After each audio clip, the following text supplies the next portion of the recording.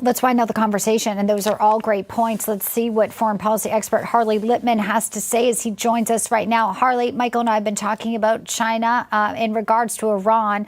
You know, Iran and the U.S., of course, are now at this very pivotal point where the ceasefire is on life support. That's the president's terms. Now we have an upcoming visit. And this visit to China, Harley, we should know, comes a week after the State Department sanctioned 3 companies accusing of aiding Iran. So with no ceasefire, with no deal, President Trump goes over there. Does she have any reason not to just kind of fold and crumble? And again, there we go, another win for the United States to isolate Iran in all this. Well, I have higher hopes for this summit than a lot of observers do for a few reasons. I think, one, President Trump is going to be there in person and negotiate directly with the other most powerful person in the world, the leader of China. So I think Trump is not going to leave unless he's going to come away with some deals. There's already a few that have been baked.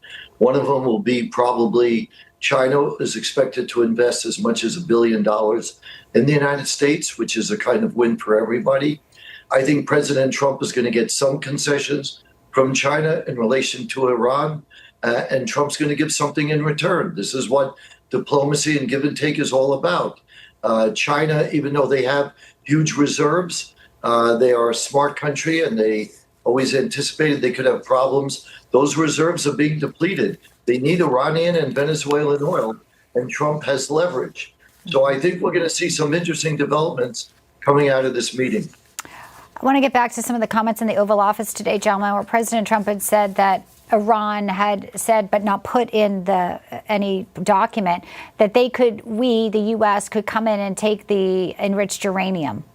And again, some people that I've spoken to, like Fred Fleitz, very esteemed colleague here, saying we probably shouldn't even move it. I don't even know why we'd want to do that. So, Michael, start with some of that and how essential it is to even go in and get it.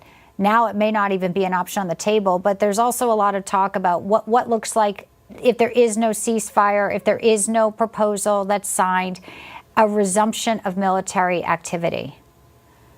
Yeah, Bianca, it's an interesting question because I'm going to turn the question on its head. We do not need to go in and get the Iranian nuclear material. We need to stop the Iranians from getting their nuclear material. So, yes, the United States military can go in and secure the nuclear material for weapons, and somebody else could.